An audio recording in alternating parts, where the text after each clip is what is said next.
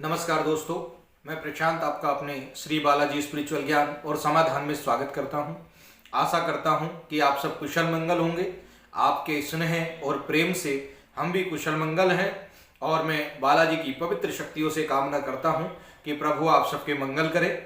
आज का ये वीडियो मैं एक छोटी सी जानकारी लेकर हाजिर हुआ हूं कि हमसे बहुत से लोग पूछते हैं कि संकट की जब पेशी आती है तो उसमें क्या याद रहता है या याद नहीं रहता। अगर याद रहता है तो क्या ये व्यक्ति ढोंग कर रहा है या कुछ ऐसी हरकतें कि कहीं वो बेवकूफ़ तो नहीं बना रहा कि उसे सब याद है तो कभी वो ढोंग कर रहा हो।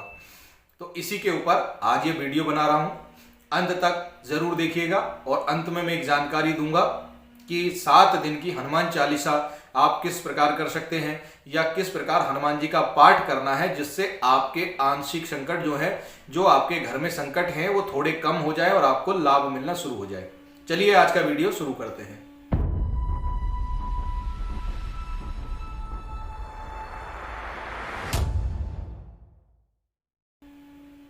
देखिए, जो संकटधारी व्यक्ति होता है उसके हाव भाव में चेंज आना शुरू हो जाता है। अब संकट की पहचान क्या है कि उसको बीमारी रहनी शुरू हो जाएगी, मानसिक तनाव रहना शुरू हो जाएगा, वो चिड़ा चिड़ा रहेगा, छोटी छोटी बातों पर उसको क्रोध आने लगेगा, घर में पैसे की तंगी होना, नौकरी इत्यादि का ना लगना, किसी भी कार्य को करने जब आप जाएंगे तो वो कार्य बनते बनते बिगड़ जाना, ये सब संकट के लक्षण हैं। भूत प्रेत इत्यादि के जो लक्षण आएंगे, पेट में दर्द रहना, शरीर का टूटना, शरीर में दर्द रहना, सिर का भारीपन, कंधों का भारीपन और पूजा में बैठकर उबासी आना और गलत विचार आना, रात को सोते समय शरीर पर दबाव आना, ये सब संकट के लक्षण हैं। घर में और भी प्रकार के लक्षण दिखाई देते हैं, जैसे अचानक बैठे बैठे चीखना, चिल्लाना, घर से निकल के एकदम भागना। ये बहुत सारे ऐसे लक्षण हैं जो प्रेत रोगियों में देखे गए हैं और विभिन्न विभिन्न प्रकार के लक्षण देखे जाते रहे हैं। अब होता क्या है कि जब रोगी के ऊपर संकट आता है तो कई बार आपने ऐसा देखा होगा कि संकट आया, क्रोध में आपको गाली दे दी, आप पर हाथ उठा दिया और उसके बाद रोगी कहता है कि मैंने तो नहीं किया। ठीक है। और कई बार पेशी ऐसी आती है कि रोगी सारी बातें जो संकट बोल के जाता है वो सारी बातें रोगी को याद रहती हैं।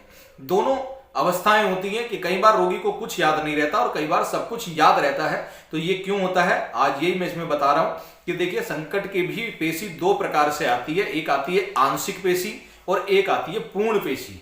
आंशिक पेशी और पूर्ण पेशी ये हमारी भाषा में है, हम आपको समझाने के लिए बता रहे हैं कि एक आंशिक पेशी होती है।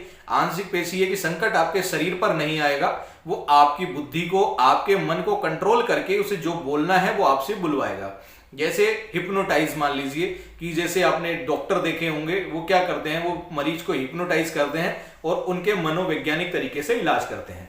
उसी प्रकार संकट जो होता है वो आपके माइंड को, आपके मन को अपने कंट्रोल में करके तब आपसे जो बुलवाना होता है वो बुलवा लेता है। इस कैटेगरी में जिन, मसान, प्रेत इत्यादि आ जाते हैं। जो प्रेत होगा, जो मसान होगा या कोई भी ऐसी शक्ति जो बड़ी शक्ति है, जब उनकी पावर बढ़ जाती है, ब्रह्म राक्षस है, जब इनकी पावर बढ़ जाती है तो ये आपके माइंड को कंट्रोल करके आपके माध्यम से कुछ भी किसी को भी बुलवा सकते हैं। उसमें आपको याद भी रहता है और उसमें आपको होश भी रहता है पेशी का।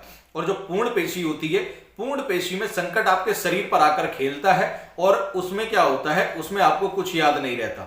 जब संकट आपके शरीर से जाएगा, आपका शरीर टूटने लगेगा, आपका जो पार्ट है 1 घंटा, 2 घंटा, 3 घंटा, जितने घंटे पेशी चली है वो ब्लर हो जाएगा, अर्थात आपको उसके बीच का कुछ भी याद नहीं रहता। आपको ऐसा लगेगा कि आप पता नहीं किस चीज से जागे हैं, यानी कि आपके साथ क्या घटित हुआ आपको कुछ भी याद नहीं रहता।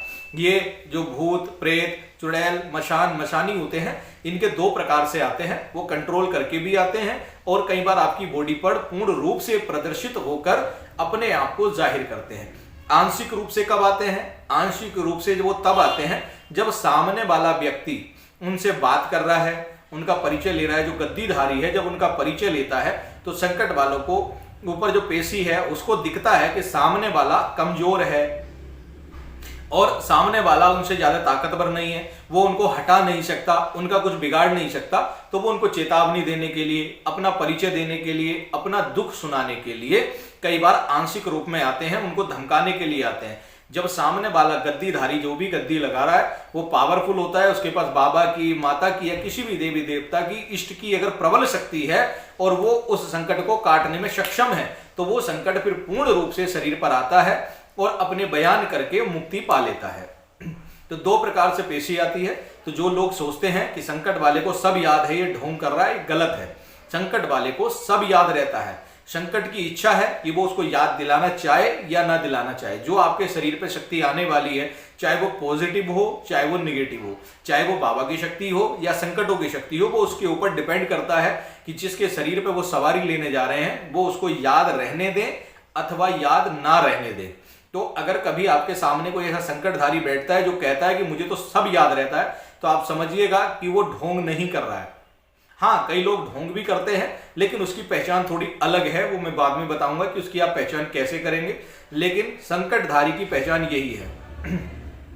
अब बात करते हैं साधना की।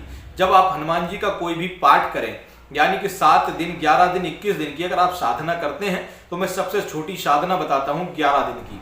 11 दिन में अगर आपको अपना संकट बाबा की कृपा से कटवाना है, अपने घर के बंधन कटवाने हैं, तो आप हनुमान चालीसा का 11 दिन का संकल्प लेकर पाठ कर सकते हैं।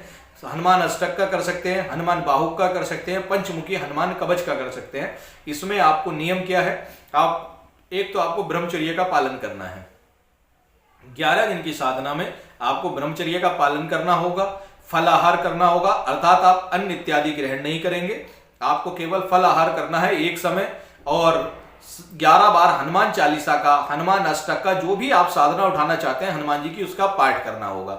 यदि आप उनका पाठ कर रहे हैं तो 11-11 पाठ करिए, और अगर आप जाप कर रहे हैं तो कम से कम 11 या 21 माला नित्य प्रतिदिन आप करिए। उसमें आपका, मैंने बता दिया, ब्रह्मचर्य का पालन करेंगे, किसी के घर का आना जाना निषेध रहेगा, साधना काल में व्यक्ति घर से बाहर नहीं निकलेगा, अपने जो सोने का बिस्तर है उसको स्वच्छ रखेगा, साफ सुथरी चादर बिछाएगा, उसके ऊपर सोच इत्यादि करके नहीं बैठेगा, कोई स्त्री उस बिस्तर पे ना बैठेगी, या कोई भी साधक है, स्त्री पुरुष कोई भी साधक है, उनकी बिस्तर पर कोई भी अन्य ऐसा व्यक्ति ना बैठे जो साधना ना कर रहा हो। साधक के बिस्तर पर केवल साधक बैठेगा, वो भी शुद्ध होकर बैठेगा। अगर वो सोच इत्यादि गया है तो बिना स्नान करे बिस्तर पर ना बैठेगा ना लेटेगा। अपना नित्य प्रतिदिन साधना करने वाला कपड़ा एक ही रहेगा, कपड़ा बार बार चेंज नहीं होगा, अर्थात पूजा के समय में, जाप करते समय जो वस्त्र आप पहनते हो 11 दिन तक आप उसी वस्त्र को पहनोगे। गंदा हो जाए धो के डाल दीजिए, अगले दिन फिर उसी वस्त्र को यूज करिए। एक ही वस्त्र पहनोगे।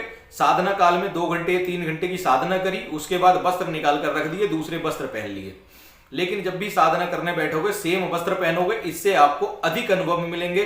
तामसिक भोजन बिल्कुल दूर रहेगा, फल आहार आप करेंगे, किसी भी प्रकार का आप गलत विचार मन में नहीं लाएंगे, राम नाम का मानसिक जाप करेंगे और पूर्ण नियम और संयम के साथ पृथ्वी पर ही सोएंगे या लकड़ी की बनी हुई चौकी पर सोएंगे।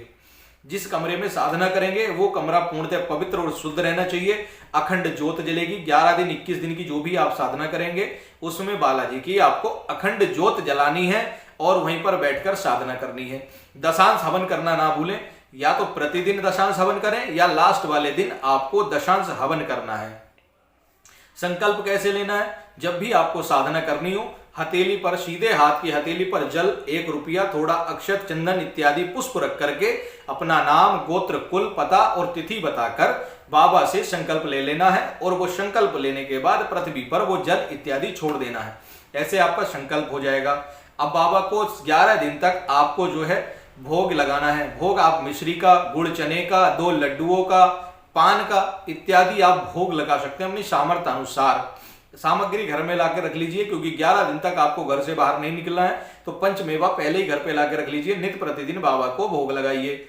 हवन जो है नॉर्मल हवन रहेगा। आप किसी भी ब्राह्मण को बुलाकर हवन करा सकते हैं, और अगर आप हवन करने में खुद सक्षम हैं तो आप हवन करिए, लेकिन मन के विचारों को शुद्ध रखिए। साधना काल में आपको अनुभव होने लग जाते हैं अच्छे बुरे दोनों।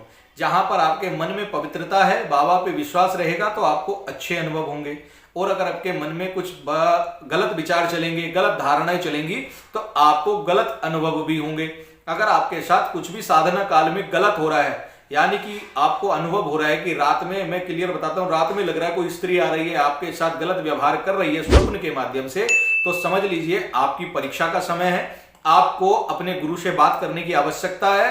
गुरु से बात करिए, मार्गदर्शन लीजिए और साधना आराम से कंटिन्यू करिए। मन में किसी भी प्रकार का विकार ना लाएं और अपनी साधना को पूर्ण संयम के साथ गुरु आज्ञा लेकर पूर्ण करिए। ये छोटी सी साधना मैंने आपको बताई है। उम्मीद करता हूं मेरी दी हुई जानकारी आपको अच्छी लगी होगी, और मेरी दी हुई जानकारी अगर आपको अच्छी लगी हो तो मेरे चैनल को सब्सक्राइब करें, पास आए बेल आइकन को दबा दें और वीडियो को अधिक से अधिक शेयर करें, लाइक करें और अपने कमेंट दें। और हम ये जानकारी आपके लिए लाते हैं। अपना प्यार और अपना स्नेह इसी प्रकार बनाए रखें। जय श्री राम, जय श्री महाकाल, जय श्री राम।